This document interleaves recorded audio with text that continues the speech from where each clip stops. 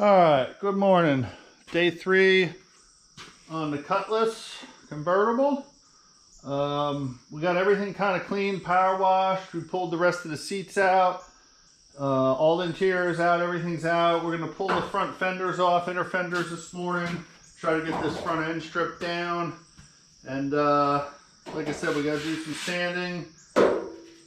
Epoxy coat these because they have some surface rust on them. Well, we would epoxy coat them anyway. And then maybe a little body work on them. But let's see if we can get this thing apart. It's not held together with too many bolts. It was just temporarily put on. So hopefully it'll come apart pretty easily. So let's see what happens.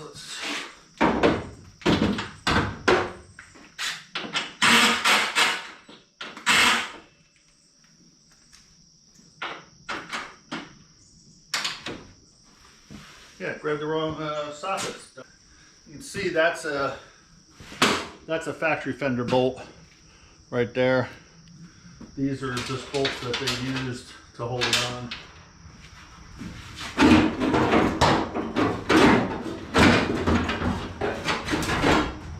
Voila. Nice.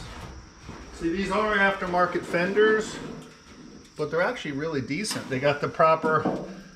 Remember in the one video I restored the Old Fender. These are like, I don't know, I think they're like 500 bucks a piece. So that works out good for me. It saves a lot of work. Gonna put them there. Wheel well fell out, which is good. We're gonna put them over in the other side, the storage area. I think we're going to replace them because they're pretty beat up.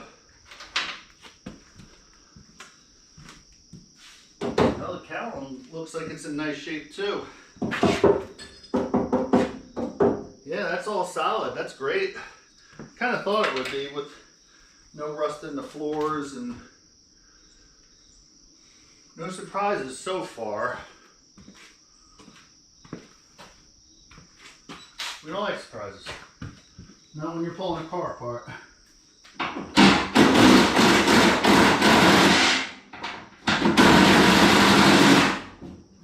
Like a kid at Christmas time.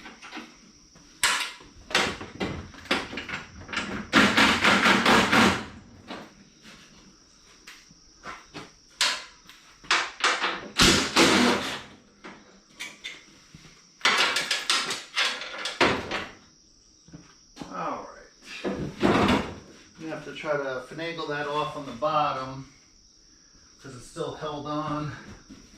That wasn't much.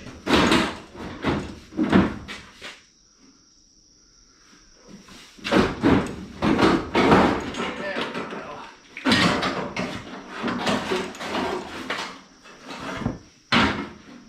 And another brand new fender, which is nice. What I'm going to do is I'm going to scuff this down, paint that with Rust-Oleum satin black just to preserve it. That's what I usually do. Blow them out, scuff them down, wipe them down, and then just spray it. And that just kind of preserves the fender on the inside. And like I said before, these cars that I work on, except for the Excursion and the Photo, none of them ever see rain. So it's not like, you know, we have to worry about rain and salt and all that. These were just held on with some zip ties to hold the wires, which is what I would have done too, just to hold them. And we'll, the front wire harness, all the lights. And what we'll do is we'll just put that over on the engine for now. Got one more bolt in there.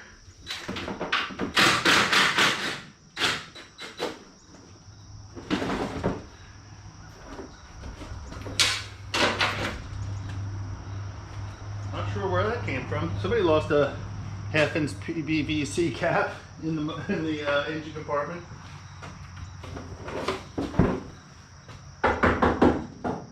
Wow, that's great. Only thing is there, I'm going to have to cut the heads of the bolts off because they're spun in the speed nuts. Like I said, you can see these are worn through. The speed nuts spun on there. So we're going to replace them. I think they're, I want to say under 400 bucks, so it's not worth messing with them. It's just better to replace them. I mean, it is money, but it's just like I said, it's not worth the hassle. Body mounts are okay. They're a little bit, they're cracked, they're dry rotted, but I can do them after the fact. So I'm not gonna, like I said, I want to get the body work and paint work and everything on this so I can at least drive it down the road. That's my goal anyway.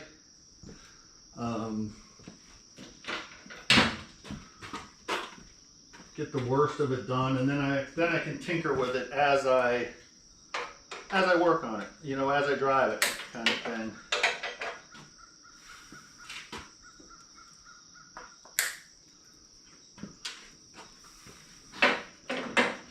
The headlight was held in with a zip tie.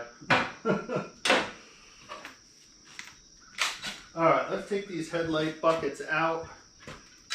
They should be 1/2 inch. Actually, it looks like they're 7/16. Looks like somebody might have replaced those bolts. Those are 3/8, so maybe not. As you can see, that's rotted. That's very, very typical, but that's an easy fix. I'll cut out the worst of that metal from the underside and then put a patch in, but all very solid, which is great. But as you can see, the cowl, not like the other Cutlass, all that's in nice shape. Got to cut these bolts off. A little bit of surface rust, but that's all right. We'll wire wheel that and epoxy prime it and seal it. But everything is nice shape. Same thing there with the speed nut. And I think the door hinges on this side are okay. This one, I think I'm going to replace. You can see the roller's bad. They make pins for it. I bought pins. I have the kit, but you can see somebody went over and body seam sealed everything. Whoever was restoring this was doing a decent job, I gotta say. I'm sure it was probably a body shop, most likely. But pull these grills out. They're just zip tied in to hold them. I think they did that originally for transportation, and probably when they sold it, it just looks more presentable when you go to sell it if things are halfway together. I need to pull this bumper off. That's got aftermarket bolts in it too. All right, let's get back to these headlight buckets, or the headlight, whatever you want to call them.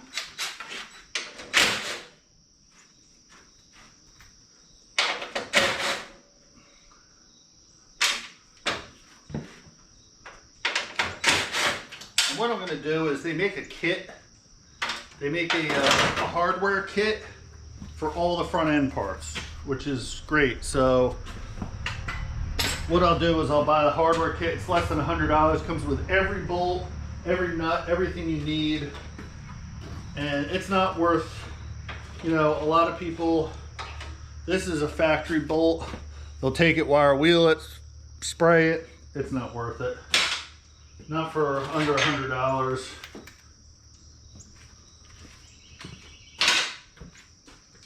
Like I said, on some things I take the time to do because I have the time, but other things, just like I said, aren't worth messing with. Plus there's a mishmash of bolts here too. I don't know. They must have slapped it back together with what they had. And like I said, on the outside you'll never know it, but I'm that guy that knows what's going on the inside. And that one's in good shape. But we'll clean all these, take these apart, repaint them, put, of course, new headlights in and stuff. Let's see what's holding this rock shield on. I guess I got to get this bumper off. Loose with the 1/2-inch drive and then use the little impact. Oh yeah, they're not even tight. They should come right out. So let's take the impact. What I usually do is take the front ones off first and let it flop down.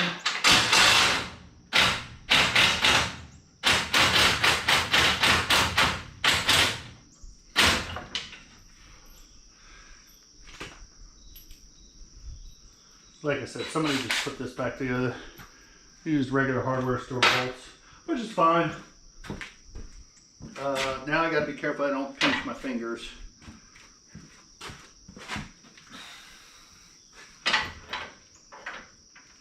You see somebody took a torch to this front bumper bracket because I guess it was frozen and they couldn't, so they torched the bolt off over here, which isn't a big deal. They didn't destroy it. Uh-oh, here we go.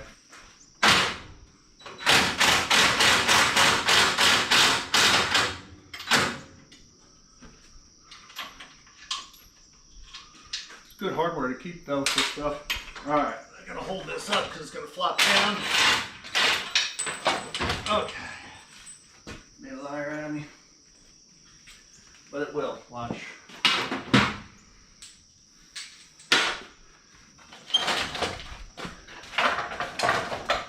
Get this out before we break it. And it is a good grill, but it is for a 72. So we're gonna replace it with the proper 71. It is cracked, but it is repairable though. There we go. See how the bumper flops down, and then we just take the other bolts out.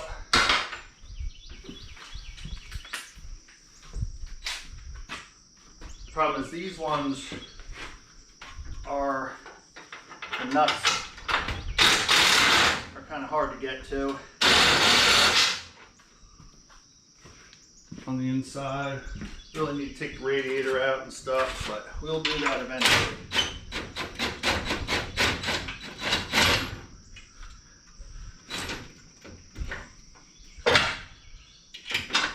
Okay. That one's out. Let's see if we can get the nut off the other one.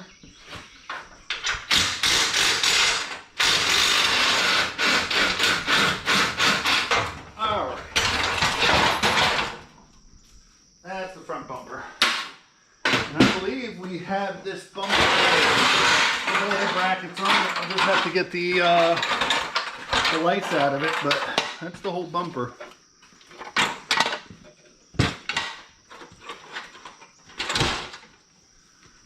And we'll put all that stuff over in the shop area.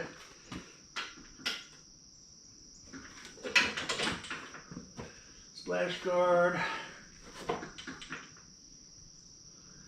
And then we'll have to take this radiator out. Disconnect all this. I guess we can do that now. No sense in waiting.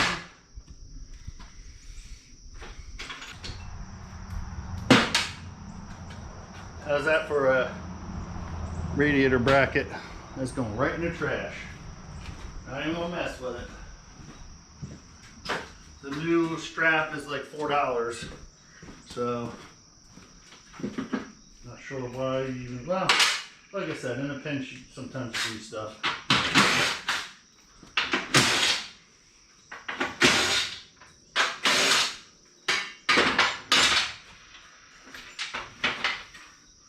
Cover, oh look at that little 2-core radiator. We will put an aluminum radiator in that eventually. I guess we're gonna have to drain this down.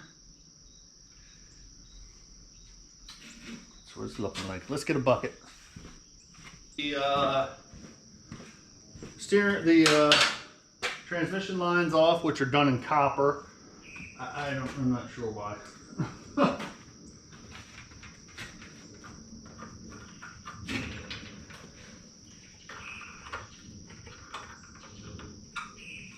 Alright. There we go. Let's start draining this. Remember to recycle your antifreeze. We have lots and lots and lots of antifreeze. I probably got 25 gallons of antifreeze in the area over there. It's hard to, oil is very easy to get rid of, but I don't know why antifreeze is so hard.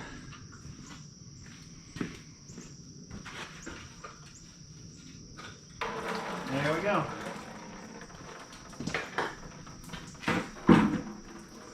Alright, let's take these hoses off. Now I'll put all new hose clamps and everything on there, but I will keep these old hose clamps as emergency backup ones, because you kind of never know when you need a hose clamp.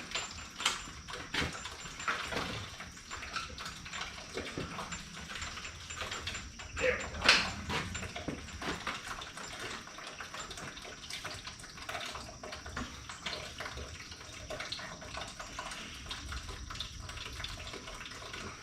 Just a little twist and yeah, see, that feels a little mushy.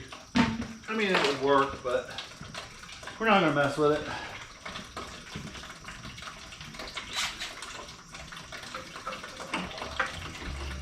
This doesn't even have a clutch fan on it. It's got a solid fan on it. I guess because it's a non-AC car, but we'll put a thermostatically controlled clutch fan on it. Because the solid fan actually robs power. People don't realize that. When you have a clutch fan, it's easier on the motor. More old vacuum hose. Just cut this off and throw it away. Babush. Yeah, it's amazing this radiator supports in the condition it's in. It's actually really decent.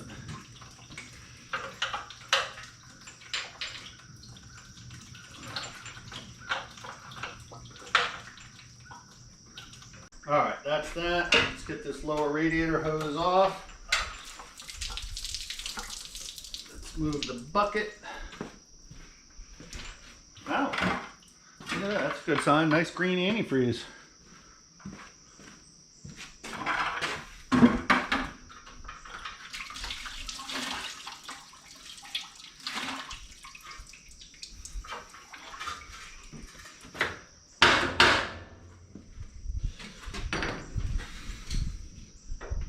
Oh, that bushing's wasted. Huh. It's weird, that other bushing isn't that bad, and this one's totally shot. Get some new bushings for that, for sure.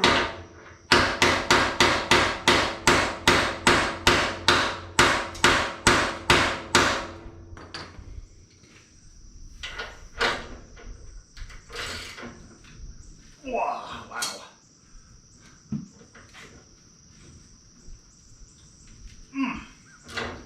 That one's not budging. Let's get the 1/2-inch drive. See what happens when I put the 1/2-inch drive on it.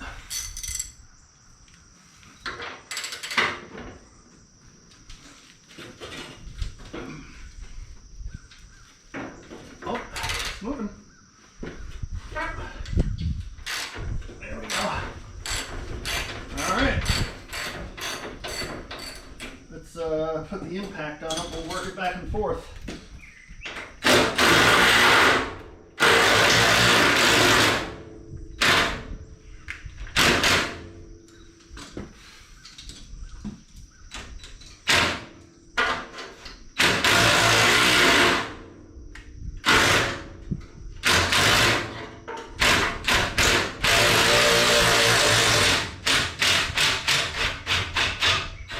Got it. All right.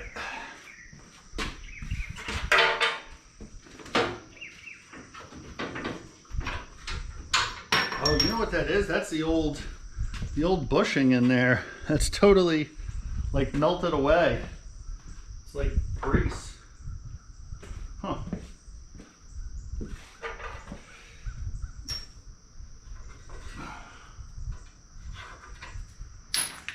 That's what's left of the bushing.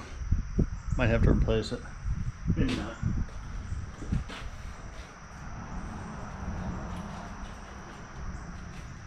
See, that one's not near as bad. I mean, it's still wasted, but they're pretty cheap, so it's not worth messing with them. Just replace them. All right. And that's it. That's the radiator support. And then these are the spacers. But, all right. That's about a little less than an hour, and we have to go to a doctor's appointment. So, we're gonna knock this off and clean up a few things, just put away. Wow, that stuff, whatever that is, doesn't come off. And we'll show you once we start cleaning those fenders up and epoxy priming them. As you can tell, we got the front end off in the last segment. Now I've just been scraping, wire brushing, scraping, and hammering. And look at all the stuff that's come out of the frame. Just little piles from banging, scraping. It's just years of road dirt. Look at that pile. And it's just like sand and road dirt all the way back there. And it's just from banging on the frame and scraping. But I think we got, I don't know, 80%, 90% out of it, I think. You could probably do it forever. But we're done banging, we're done scraping for now. Next thing we'll do is we'll get the power washer out again, pull it out, and then power wash all these nooks and crannies. All the grease is off, but we still got some caked on road grime. So try to get all that off. Gonna get into these cylinder heads a little more. I scraped them out because I really want to change those manifolds out at some point. And that's about it. All right, we'll pick you up when we power wash. Like I said, I didn't want to bore you with banging and scraping. It's just kind of annoying. So remember, kids, wear your ear protection. All right. All right, so we scraped majority of the crud off. There's still some on there, can't get it all off. We sprayed it with a combination of ATF, diesel fuel, gasoline. So the ATF holds everything together, the diesel fuel and gas break it down. So what we're going to do now is power wash it off and then spray it with degreaser because it's kind of greasy now. But it's an old trick that a bunch of old timers used before we had degreaser and stuff. They use kerosene, gasoline, that kind of thing. But like I said, it helps break down the clumpy stuff. So it's just a question of getting into everything to actually get the power washer to it. If you can get the power washer on it, you can get it off, but of course you can't get to every nook and cranny. So all right, let's see if this old girl will start. Another thing that's about 20 some odd years old, like everything around here. Graham's in the house, so all runs good. Can't beat the old Briggs & Stratton 7 horse. All right.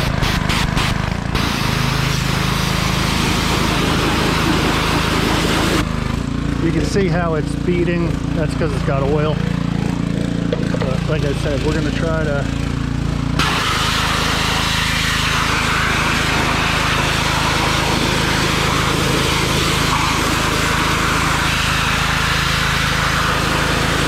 gonna get wet. Alright, I'm gonna put you all down so you don't have to listen to this, and I'll pick you up when we're done. Alright, we are all power washed off, degreased. I think we got a majority of it off. Caked on stuff. You can see I'm a mess. I think mostly only car guys understand. They understand the struggle of trying to get stuff clean, and it's a challenge. But unfortunately, that's what it takes. So that's what we do, because we love cars. But most people think we're crazy. If you're not a car guy, if you're a car guy, you understand. So, all right, we are gonna blow this off and then back it into the garage and put it away and leave the fan on and let it dry out. Alrighty then, we'll pick you up when everything's dried off and we're doing something else.